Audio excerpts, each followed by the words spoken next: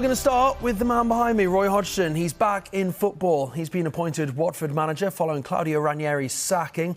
At 74 years of age, Hodgson becomes the oldest manager in Premier League history, and he has 18 games to save them from relegation. Well, Hodgson looked happy at his new appointment. As he left the training ground at the end of the day, he signed an initial 6-month deal. Let's get working. It's too cold to stand around. Tom starts off. Now that's offside. Well done, Musa. Well done, you two. Next two in.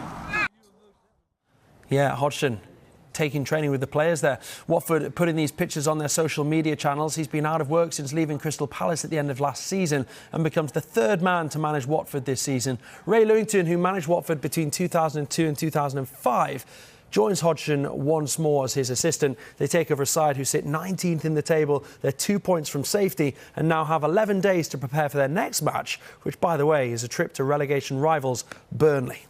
What Roy brings is experience, bundles of it. He doesn't mind playing 11 players at the back and the crowd booing like mad, as long as he gets a point. And I think that's what you need at the moment.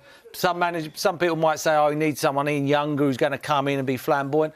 No, they've had that. They've had that all season when they've come in, opened the game up and they've been getting battered everywhere they go.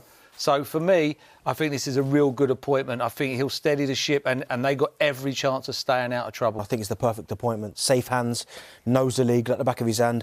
I get it, his last couple of years at Crystal Palace, it wasn't the most entertaining. I didn't enjoy watching Crystal Palace, but it kept him in the Premier League, which was what his job was to do. I actually bumped into him in the summer, just randomly in London. And I thought you were going to say somewhere exotic, like Hawaii or somewhere. He nicked a bottle of water, actually. He was thirsty, but he was desperate to get back involved. So this, even then? Yeah, even then, like he came out and I asked him, I said, oh, do you want to get back in? He was like, yeah, I do. And I think this is a great time for him, just 6 months, see how it goes. He's under no pressure because they haven't kept a clean sheet at all, and under Ranieri they didn't. So he's in a win-win situation. No disrespect, but I look at the players and a lot of their style, the way they play it is off the cuff. I think it'll be his biggest managerial success if he does keep this Watford team up.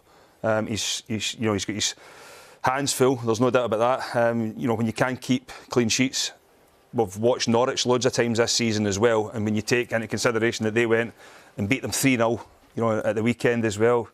I don't know. I think, as Karen says, that you might want to get back into football, but this could be one where, you get back in, all of a sudden you find yourself relegated, and, that's the way that, Roy Hodgson goes out of football.